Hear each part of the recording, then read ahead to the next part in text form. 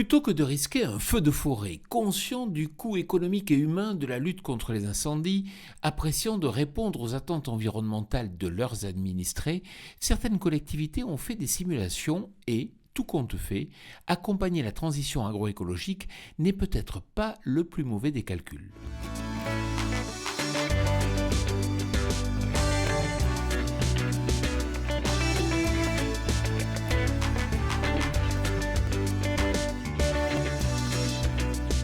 Cette semaine, je vous amène à la rencontre de Dominique Granier, un vigneron du Gard plein d'énergie et qui a su diversifier son exploitation.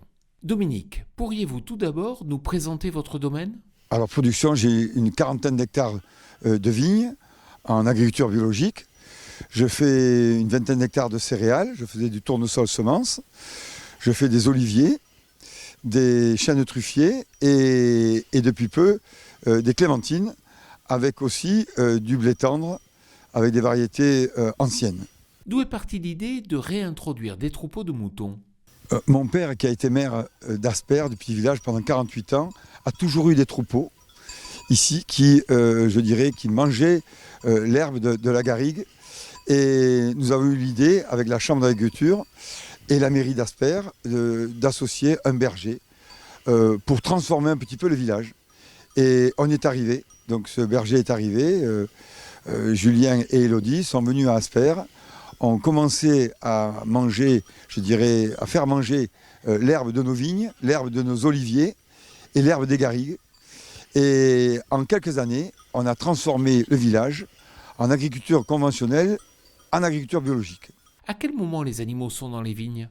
Techniquement, ils viennent de la tombée des feuilles, après les vendanges, jusqu'au débourrement, entre 15 et 1er avril, 15 mars et 1er avril. Voilà, donc on mange en fonction de l'herbe. Malheureusement, cette année, il n'a pas plu et il n'y a pas beaucoup d'herbe. Quel bilan agronomique en tirez-vous ? Pour nous, c'est que du positif, parce que ça tombe devant et ça fume derrière. Comme on disait, c'est notre glyphosate à 4 pattes.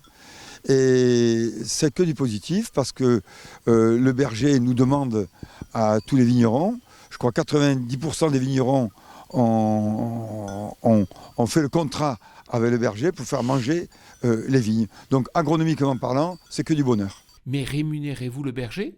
Non, aucune rémunération de part et d'autre. Je dirais même que ce serait peut-être à l'agriculteur à rémunérer le berger, ne serait-ce que pour quelques dizaines d'euros par hectare, pour pérenniser le fait que le berger vienne manger dans nos vignes. Merci Dominique. Quant à moi, je vous retrouve la semaine prochaine sur TV Agri pour un nouveau regard porté sur l'agroécologie. Bonne semaine à toutes et à tous.